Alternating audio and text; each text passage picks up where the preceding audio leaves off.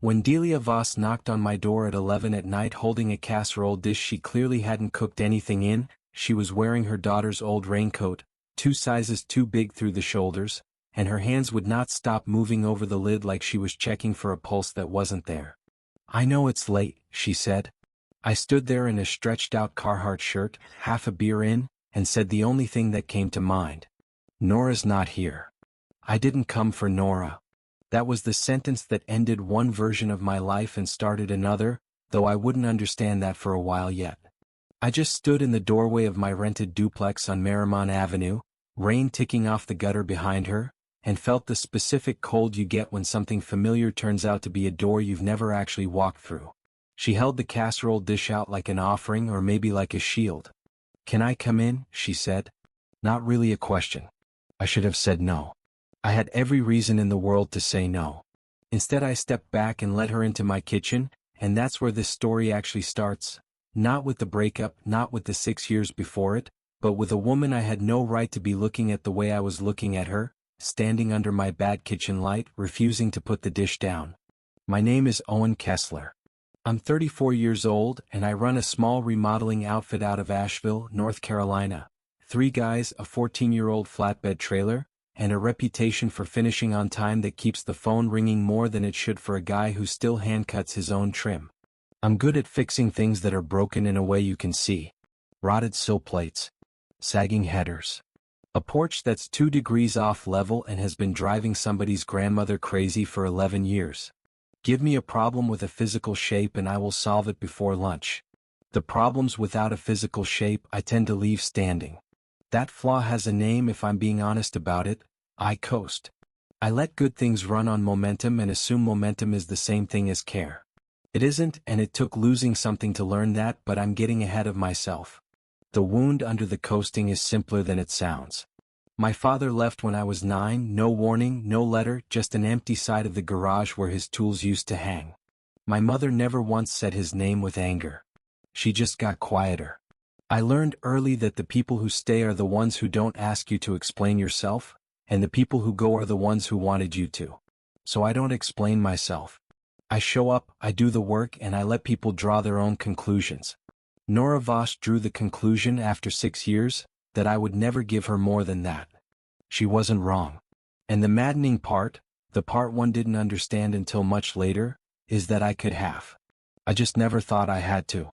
I thought showing up was the whole language of love, and I never learned to say the rest of the sentence out loud, because nobody had ever asked me to before her, and by the time she asked, I'd already gotten too comfortable being a man who didn't answer.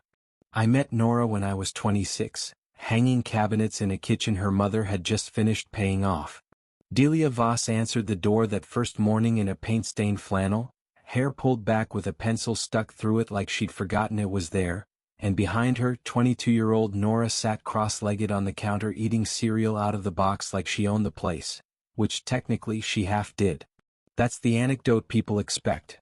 Boy meets girl, love at first sight, cue the music. It wasn't that. Nora and I built slowly, over years, the way you build something out of spare parts because you don't yet trust the good lumber.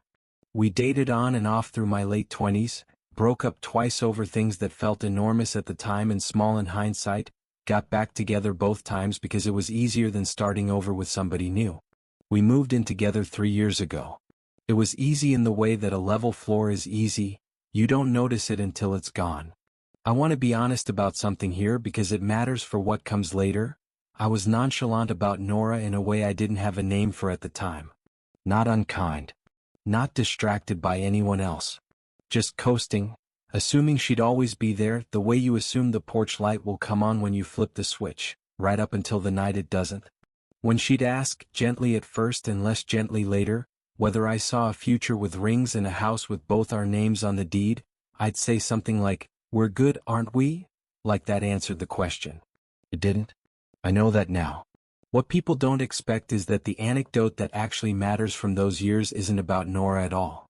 It's about a Tuesday in October 4 years back, when Delia's water heater blew and flooded her basement at 6 in the morning, and I was the only person who picked up the phone. Nora was at a work conference in Charlotte. Adair, Delia's sister, didn't answer. I was the 4th call, not the first, and I've never told Delia that, but I've thought about it more than I should.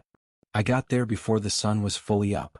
She was standing in 4 inches of water in rubber boots and a robe, holding a photo album over her head like it was a baby, and when she saw me she didn't say thank God or I'm so sorry to bother you. She just looked at me, one long, unguarded look, and said, "Figures it'd be you." That's the first layer I noticed about Delia Voss. Her eyes are a color somewhere between rain and river stone, and they don't do the thing most people's eyes do, which is drift while you're talking. She looks at you like she's already decided you're worth the attention before you've earned it. The second layer is what she does with her hands.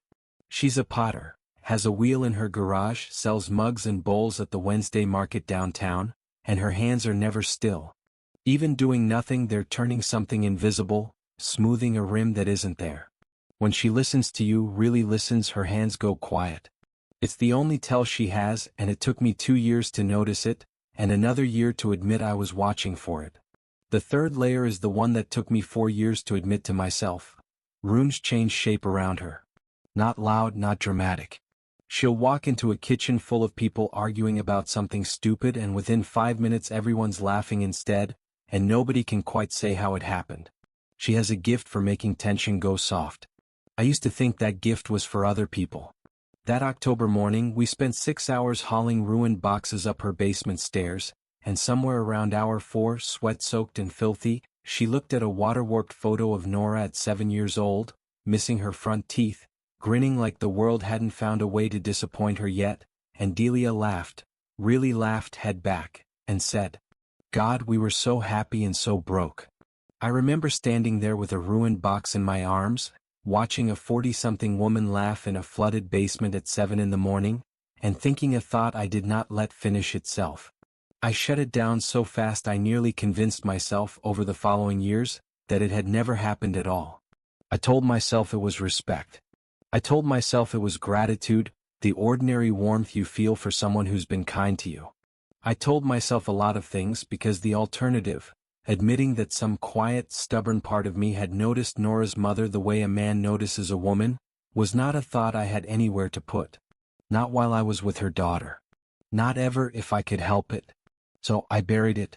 I got good at burying it. I made myself useful to Delia in ways that felt safe, fixed her back steps, changed her furnace filter, hauled her pottery to craft fairs in my truck, and I told myself that was the whole of it.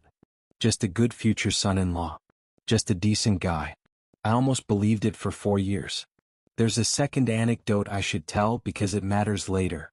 The year after the flood, Nora and I threw Delia a 50th birthday party in her backyard, string lights and a rented tent because rain was threatening. Halfway through the evening, the sky opened up anyway, and while everyone else scrambled for the porch, Delia stood in the middle of her yard, arms out, head back, laughing into the downpour like it was a gift instead of a nuisance. I stood under the tent with a paper plate going soft in my hand and watched her get soaked through, and Nora tugged my sleeve and said, laughing, "She's insane," and I said, "Yeah," and didn't mean it the way it sounded. I buried that one too. I was getting good at burying things by then. There's a third memory, smaller than the other two, that I only understood the shape of much later. 2 Christmases before the breakup, Delia gave me a hand-thrown mug as a gift, glazed the deep green of river moss, my initials scratched into the bottom where nobody would see them but me. Nora had opened her own gifts first, distracted, already moving to the next thing, and hadn't noticed her mother watching my face when I turned the mug over and found the initials. Delia had looked away fast when I looked up. I kept that mug on a shelf by itself for 2 years and never once asked myself why it mattered more than it should have. Nora ended it on a Thursday in the kitchen, over a spoon she was washing. "I don't think you're ever going to marry me," she said, not looking up from the sink. "And I think some part of you has always known that." I didn't argue. That was, in its own way, the most honest thing I'd done in years. I stood there and let her be right because she was. "Say something," she said. "I don't know what to say that isn't a lie." She turned the water off, dried her hands. "That's the most honest you've been in 6 years. Here's what I didn't say standing in that kitchen, what I didn't let myself say because saying it would have meant admitting how badly I'd coasted. I could have fixed it. Not the whole thing maybe, but some of it. I could have asked her a real question instead of a shrug. I could have noticed, months earlier, that the silences between us had started meaning something different than they used to. I had all the tools for that kind of noticing. I just hadn't picked them up. She moved out over the following 2 weeks with the efficient, dry-eyed competence of somebody who'd been planning her exit for longer than I'd realized. No screaming. No thrown plates. Just boxes, and a goodbye at the door that felt more like the end of a business arrangement than the end of something that was supposed to matter. I told myself I was fine. I hung drywall for 10 days straight and didn't think about her more than I had to. That was its own kind of coasting, if I'm honest. Grief handled the same way I'd handled the relationship, by not really handling it at all. It was somewhere around day 12, alone in that duplex with her half of the closet still smelling faintly like her shampoo, that the coasting finally caught up with me. I sat on the edge of the bed at midnight and thought clearly for the first time, you didn't lose her because you didn't love her. You lost her because you never once made her feel chosen. That thought didn't undo anything. But it planted something, a low, stubborn resolve that if I ever got another chance to want something the way I should have wanted her, I wasn't going to coast through it. I did not expect that chance to walk through my door 3 weeks later wearing her daughter's old raincoat. Sit down, I told her, because she looked like she needed telling. Delia sat at my kitchen table, the one I'd built myself, walnut top, a little too heavy for the room, and finally set the dish down. She still hadn't taken her coat off. Nora doesn't know I'm here, she said. Okay. She'd be furious. She almost smiled, but it didn't take. She'd say I'm choosing sides. Are you? Delia looked at me for a long moment. Her hands, I noticed, had gone still on the table. I'm not here about Nora, she said again. I'm here because my kiln died on me and I have 40 mugs half-fired for the Wednesday market, and I don't know a single other person in this town who can fix a thing without charging me $200 to tell me it's unfixable. I laughed, actually laughed, first time in 3 weeks, and something in my chest loosened that I hadn't known was tight. That's it? A kiln? That's it. She pushed a hand through her hair, which had come loose from its clip somewhere on the drive over. I told myself I wasn't going to ask you. I told myself that 11 times on the way here. And the 12th time? The 12th time I remembered you're the only person who's ever fixed anything of mine without making me feel like an idiot for not knowing how. I should have said no. Every practical reason said no. My ex's mother in my kitchen 3 weeks post-breakup, asking me for help with something that had nothing to do with electrical work I actually understood. But something in me, the same something that had sat on the edge of the bed 12 nights earlier making a quiet promise to itself, didn't want to coast past this the way I'd coasted past everything else. I don't know a thing about kills, I said. You know wiring. You know breakers. I looked it up, it's probably an element or a relay. I need somebody who isn't scared of it. When? Tomorrow if you can. I've got until Wednesday. I looked at her. Really looked, the way you look at a problem you've already decided to solve before your mouth admits it, and said the thing that started everything, though neither of us knew it yet. I'll come by after the fairish job. 6-ish. And I'll actually be there. Not just physically there. She tilted her head slightly at that, like the sentence had more in it than the words explained, which it did. Thank you, she said. Then quieter, almost to herself, I need this. She left 10 minutes later, casserole dish and all, having never once mentioned Nora's name again after the doorstep. I stood in my kitchen a long time after her taillights disappeared down Merrimon, telling myself this was nothing. A kiln. A favor. The kind of thing you'd do for anybody. I did not, that night, let myself finish the thought about why my hands were shaking a little when I locked the door. Delia's garage studio smelled like clay dust and cedar, one bare bulb over the wheel, shelves of unglazed bowls lined up like patient soldiers.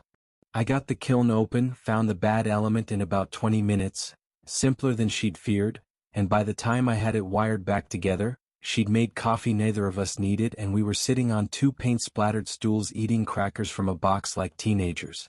You didn't have to stay this long, she said. You didn't have to feed me. It's crackers, Owen. Still counts. She smiled at that, a real one, quick, gone before I could catalog it properly, though some part of me cataloged it anyway. That was the first evening. It should have been the only one. It wasn't. The following week she called about a sticking window.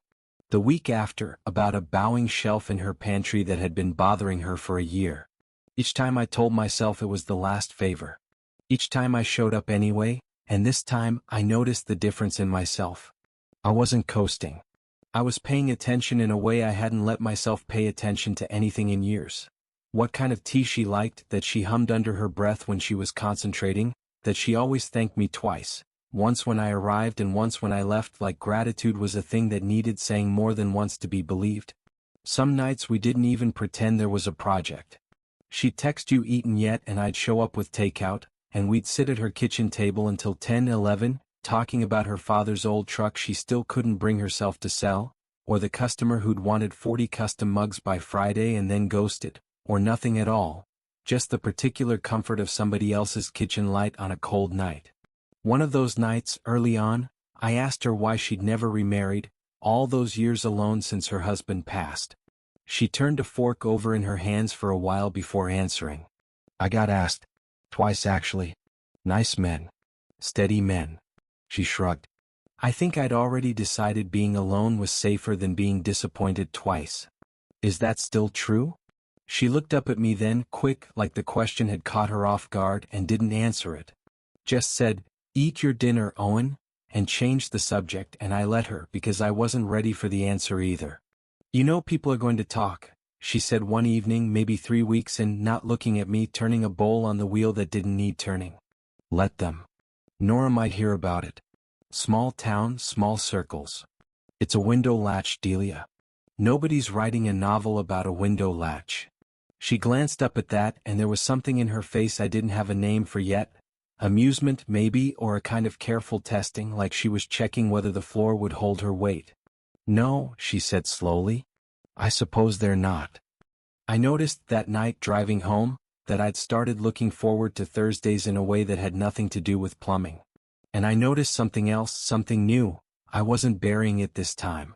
I was letting myself feel the shape of it even without naming it yet, because burying things was exactly the habit that had cost me Nora, and I'd promised myself 12 nights alone in that duplex, that I wasn't doing that again.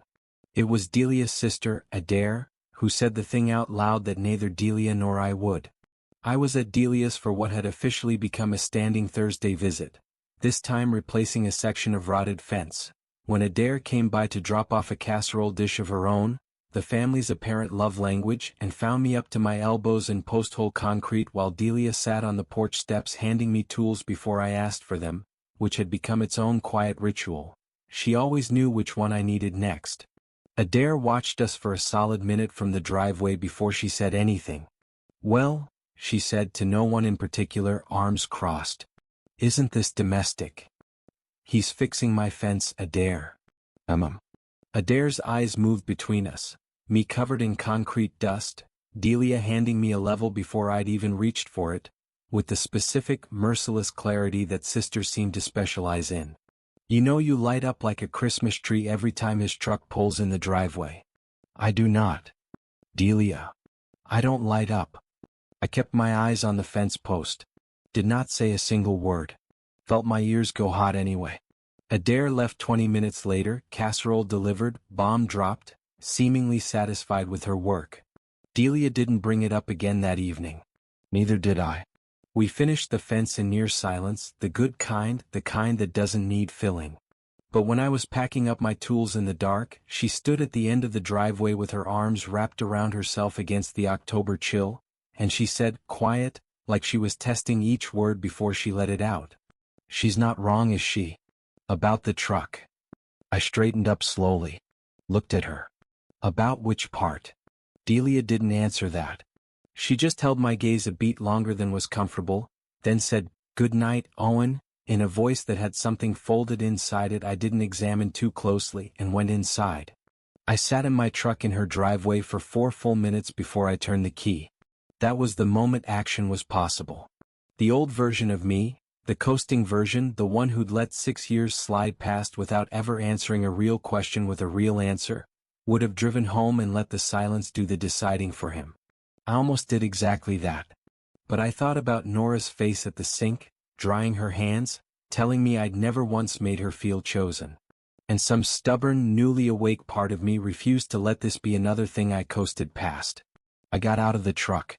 I walked back up the drive and knocked, and when Delia opened the door, surprise plain on her face, I said the only honest thing I had. I didn't want to drive away without saying something true for once. She stood there a second, hand still on the door. Say it then. Not tonight, I said. I'm not ready to say all of it tonight. But I wanted you to know I'm not going to pretend I didn't hear what Adair said. I heard it. And I'm not driving away from it this time. Something in her face eased, like a held breath let go slow. Okay, she said. That's enough for tonight. I drove home that night different than I'd driven home from that driveway 100 times before. Not resolved, not certain, but awake in a way I hadn't let myself be in years. Before I tell you what happened next, I have to ask. Where in the world are you watching this from? Drop your city, your country, anything, in the comments below. These stories started as something quiet, just me and an empty document at midnight. And now they travel. I want to know how far. Subscribe if you haven't already, because the next one might be the best thing you hear all week. Okay, back to where we were. 2 days after the driveway, Delia texted asking if I could help her load pottery for the Saturday market. Nothing about it, on paper, was different from any other Thursday. Everything about it felt different anyway, the way a room feels different after somebody said something true in it. We loaded her hatchback with wrapped bowls and mugs in near silence, breath fogging in the cold morning, and when she went to lift a crate too heavy for her, I got there first, my hand landing over hers on the handle before either of us thought about it. She didn't pull away. I cataloged that. Filed it next to the fingers that had brushed mine, passing a level, the cold hand she'd once pressed briefly against my arm on a chilly porch, the dozen incidental touches I'd been quietly recording for weeks like a man keeping a ledger he wasn't ready to read. My hand stayed on hers 3 full seconds longer than the crate required. She let it. Neither of us said anything about it. We finished loading the car. At the market that Saturday, I helped her set up her booth before my own cruise job started, and a woman browsing the mugs asked, perfectly innocently, "Is this your husband helping you set up?" Delia's hands went still on the table, the one I knew now, and there was a half-second pause before she answered, light, easy, like it cost her nothing. "No. Just somebody who's good with his hands." The woman laughed and moved on. I stood there holding a box of tissue paper, feeling something in my chest that I did not have a safe place to put.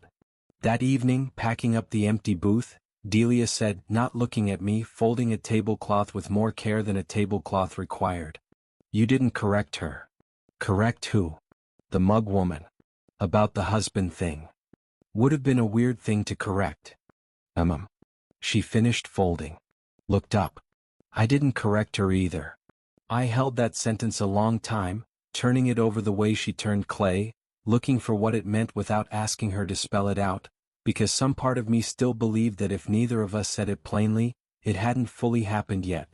But the old habit, the one that let good things go unsaid until they went altogether, needled at me the whole drive home, and I promised myself again that I wasn't going to let this become another thing that dissolved from neglect. The following Tuesday she called about nothing, a dripping faucet that turned out barely to drip at all, and when I fixed it in 4 minutes flat, she didn't send me home.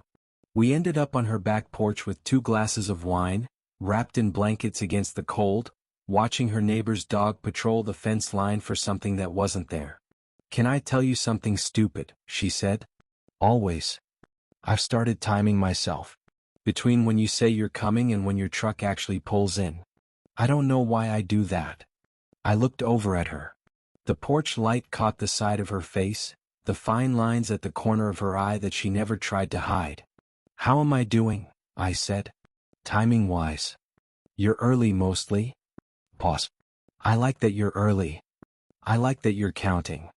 She laughed, soft, and looked down into her wine glass, and neither of us said anything else about it, but something had shifted another degree, quiet as a level finding true.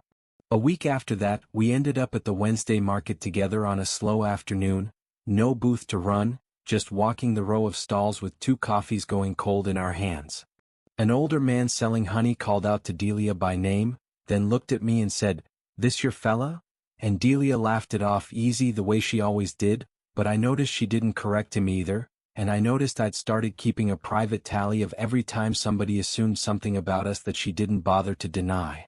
We stopped at a bench by the river after, not talking much, just sitting with the cold coffees and the sound of the water.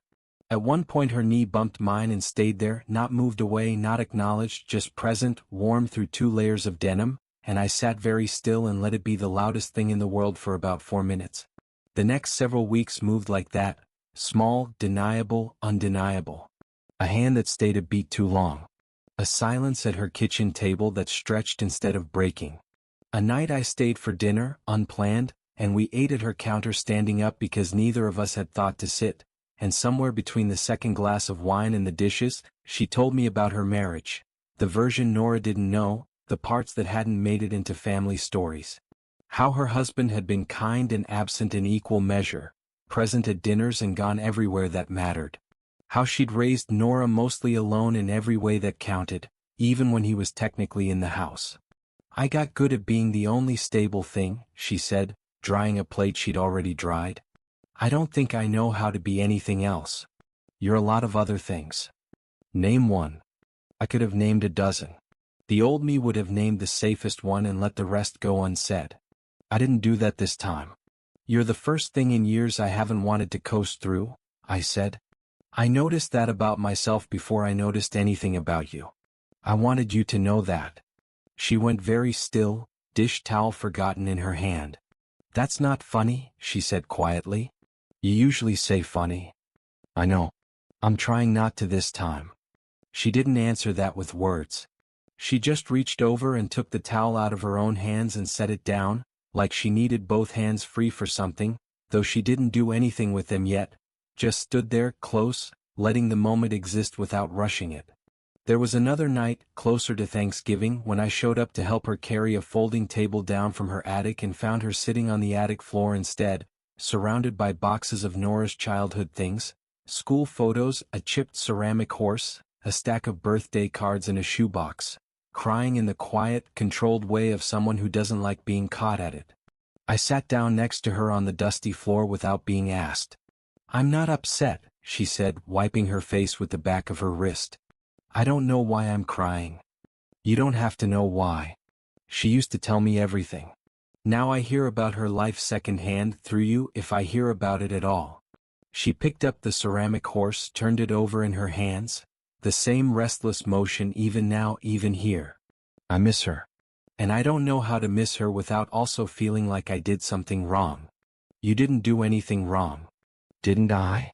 She looked at me then, direct, unflinching, the rain and Riverstone eyes catching what little light came through the attic window. I look forward to you more than I should, Owen. I've known that for weeks. I just haven't said it in a room with you in it. The air in that attic went very still. I could hear my own pulse. I look forward to you too, I said. Same amount of weeks, probably. And I'm done pretending I don't. I did that once already with somebody who deserved better, and I'm not doing it again. She let out a breath that had clearly been sitting in her chest a long time. Didn't say anything else. Just reached over and took my hand, sitting there on the dusty attic floor surrounded by boxes of a daughter neither of us had figured out how to talk about yet, and held it, and I let her, and for a long time that was enough.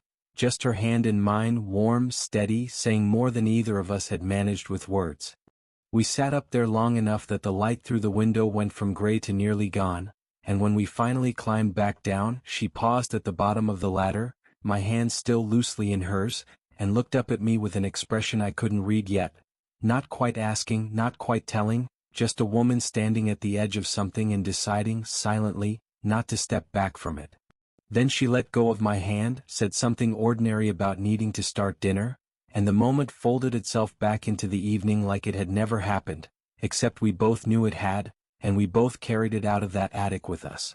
The confession, when it finally came, wasn't a speech. It never is, not for people like me. It happened on a Tuesday in late November, cold enough that her studio needed the space heater running, both of us wrapped in coats, glazing the last batch of mugs before the holiday markets. She put on music low, something old, a woman's voice and a guitar, and for a while neither of us talked, Just worked, brushes moving over unfired clay, the space heater ticking. Nora called me today, Delia said, not looking up from the mug in her hands. Something in my chest went tight. How is she? Seeing somebody? New guy. Sounds nice from what she said. Pause. She asked if I'd talk to you. What did you say? Delia set the mug down carefully, the way she set everything down like it mattered. I told her the truth. That you'd been by to fix a few things. That's not exactly the whole truth. No, she said. It isn't. The room went very quiet. Just the space heater and the guitar on the radio, and the particular silence of two people standing 3 feet apart who both know the next sentence is going to change something. Owen. She said my name carefully like she was checking it still fit her mouth. I need you to tell me if I'm imagining this. Because if I am, I'd rather know now before it costs me my daughter. The old me would have deflected. 6 years of practice were right there, loaded and ready, and for one heartbeat I felt the pull of it, the easy shrug, the joke that would let both of us off the hook. I didn't reach for it. You're not imagining it, I said. I noticed you a long time before I had any right to. And I've spent the last 2 months trying to be a man who doesn't just notice things and let them go. I don't want to do that with you. She didn't move for a moment. Her hands, I saw, had gone completely still, stiller than I'd ever seen them, not even the invisible turning. How long? She said. The flood. Your basement. 4 years ago. I made myself keep going because stopping now felt like the worst cowardice. You held that photo album over your head like it was the only thing worth saving in the whole house, and I thought something I had no business thinking, and I buried it so deep I almost believed it wasn't there. I buried a lot of things back then. I'm not doing that anymore. Delia's breath went out slow, like she'd been holding something for exactly as long as I had. I used to make excuses to call you, she said.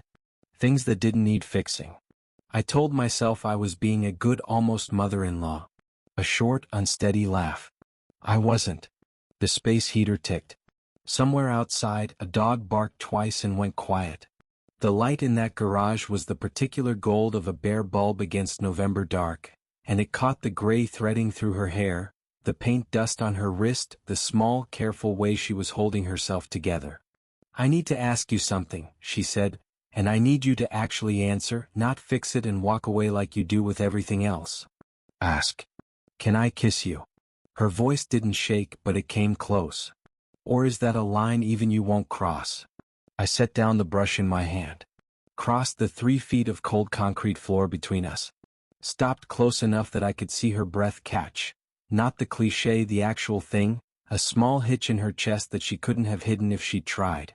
You go first, I said. You've been going first this whole time. I'm not about to stop that now. But I want you to know. I'm not the guy who let 6 years slide by without saying what he meant. Not anymore. I'm here. All the way here. She reached up, slow, giving me every chance to step back, and I didn't take it. Her palm settled against my jaw, cool from the clay, and she kissed me, soft, careful, the kind of kiss that's asking a question more than making a statement. I let it ask. I let it sit there a moment before I answered it, one hand coming up to rest against the small of her back. Not pulling her in, just letting her know I was staying. When she pulled back an inch, just enough to look at me, there was something unguarded in her face I hadn't seen since the flood.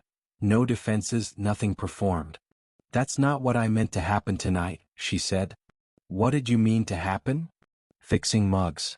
Going home. Pretending I don't think about you more than I should. How's the new plan working out? A laugh escaped her, real, surprised out of her.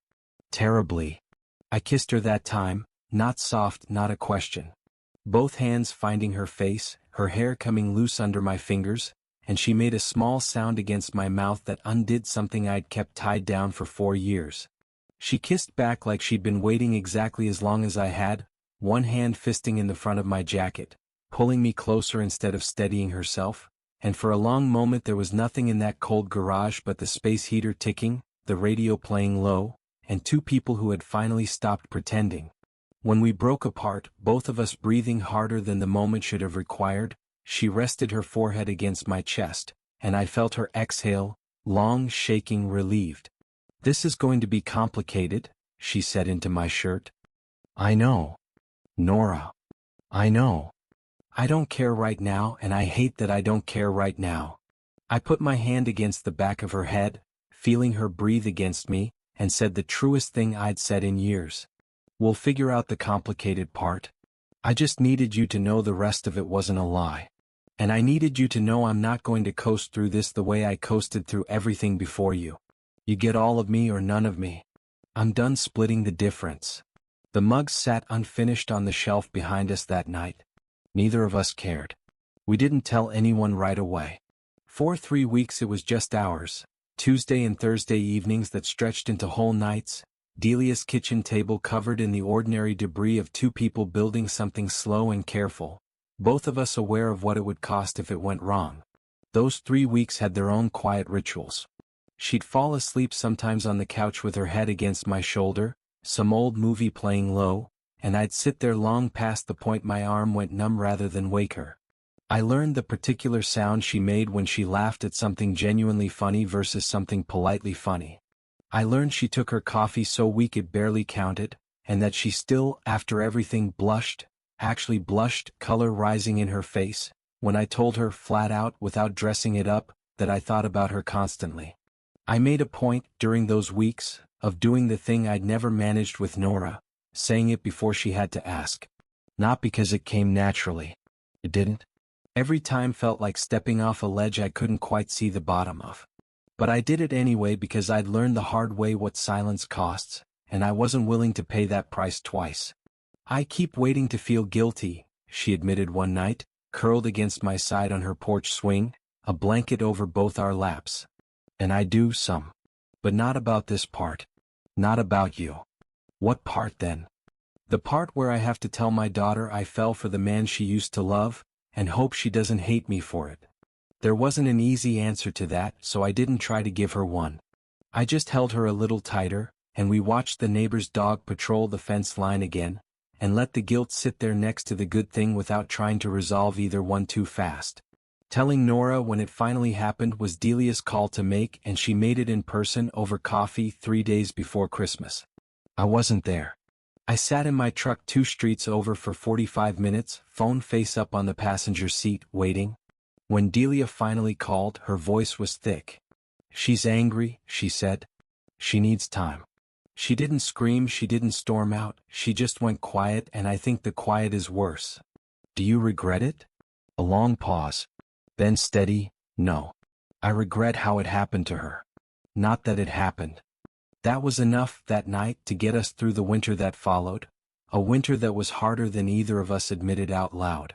Nora didn't call for 2 months. Delia cried more than she let me see, and I found her twice on that same attic floor, surrounded by the same boxes, working through something I couldn't fix with a level or a wrench, and both times I just sat down next to her and let her work through it in her own time. There was one particularly bad night in January when Delia got a text from Nora that just said, "I don't know how to look at either of you right now," and nothing after it. Delia didn't cry that time. She just sat very still at the kitchen table for a long time, staring at the phone, and finally said, "Maybe this was selfish. Maybe I should have just let it stay buried." You don't believe that. I want to believe it. It'd be easier. Would it? She looked up at me and something in her face cracked open. Not sadness exactly, something closer to relief at being asked the question honestly. "No," she admitted. "It wouldn't. I didn't try to fix it that night. I just stayed until she fell asleep on my shoulder at the kitchen table and carried her to bed and sat up a while longer in the dark, thinking about how some things you can't hang like a cabinet or wire like a kiln, you just have to stand in them until they settle on their own. I also thought that night about the version of myself who would have found this whole mess exhausting enough to quietly stop showing up. I'd been that man once. I sat there a long time making sure I wasn't him anymore, and by the time the sun came up I was still sure. Spring came slow that year, the way it does in the mountains, mud before green, and it was in April that Adair called Delia with news that cracked the silence open. Nora wanted to talk. Not forgive, not yet, just talk. They met at a coffee shop downtown, and I waited at home this time, no truck parked 2 streets over, because Delia had asked me to trust her to handle it, and I did. She came home 4 hours later, eyes red but her shoulders looser than I'd seen them in months. She said she still doesn't fully understand it, Delia told me sitting at our kitchen table. My kitchen table, hers now too, hauled over from the duplex the month before. But she said watching you help me all those months, she'd never once seen you show up like that for her. Not the way you kept showing up for me. She looked down at her hands, finally still. She said it hurt to admit that, but it also explained something she never had words for before. It wasn't forgiveness. Not that day. But it was a door left open instead of one slammed shut, and over the months that followed, it opened wider. First a birthday call, then a lunch, then 18 months after that November in the garage, an actual dinner at our house. Nora sitting across the table from her mother and me, tense but present, staying past dessert. Staying until the conversation turned easy in the particular way conversations do when nobody's forcing them anymore. Nora and I never fully closed that particular chapter between us, and I don't think either of us expected to. But somewhere in the second year she said something to me privately, while Delia was in the kitchen making coffee, that I've held on to since. I used to think you couldn't love anybody all the way, she said. Turns out you just hadn't met the right person to do it for. I didn't have a smart answer for that. I just said, I'm sorry it cost you what it cost you, and she nodded, and that was as close to closure as two people in our situation were ever going to get, and it was enough. 2 years later, I still drive up Marymount Avenue past the duplex I used to rent, though I don't live there anymore. I live 4 miles further out now in a farmhouse Delia and I bought together the spring after that November. Old bones, good light, a garage out back I converted into a studio twice the size of her old one. The wedding when it happened was small. 20 people in Delia's backyard, the same yard where she'd once stood laughing in a downpour at her 50th birthday, string lights strung between the same 2 maples. Nora stood up with her mother. Adair cried through the entire ceremony and blamed allergies. I wore the green mug's exact shade in my tie on purpose, and only Delia knew why, and when she noticed halfway through her own vows she stopped, laughed, pressed a hand to her mouth and had to start over. In my own vows I said the thing I'd never managed to say to anyone before her, that I used to think showing up was the same as choosing someone, and that she was the one who taught me the difference, and that I intended to spend the rest of my life proving I'd learned it. Delia, for what it's worth, did not take it well at first. There was a year of near silence, careful holidays, an ache neither Delia nor I pretended wasn't real. But grief has a way of resolving into something quieter if you're patient and honest with it, and Nora is, underneath everything, her mother's daughter. She came around slowly on her own terms, and last spring she came to dinner for the first time in 18 months and stayed until midnight, laughing at something her mother said, and didn't leave early. Delia still turns things with her hands when she's thinking, and I still notice it every time, except now it isn't a thing I catalog and bury, it's a thing I get to reach across the table and still.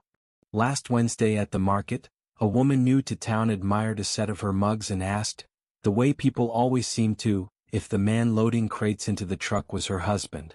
Delia's hands didn't go still this time.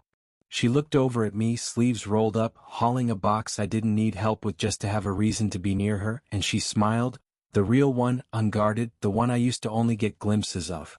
Yes, she said, easy as anything. That's my husband. I heard it from 30 feet away and nearly dropped the box. That evening, packing up the empty booth together the way we had 2 years before, in the same gold evening light, she folded the same tablecloth with the same careful hands, and I thought about a flooded basement, and a photo album held over her head like the only thing worth saving, and a thought I'd buried so deep I'd nearly convinced myself it was never there at all. It had been there the whole time. It just took a broken engagement, a stranger at my door with a casserole dish, and a hard look at the man I used to be, to finally stop pretending otherwise. What would you have done if losing the wrong love was the only thing that taught you how to fight for the right one? Have you ever coasted through something good until it was gone, and sworn you wouldn't do it twice? Tell me in the comments. If this one stayed with you, leave a like, subscribe, and I will see you in the next one.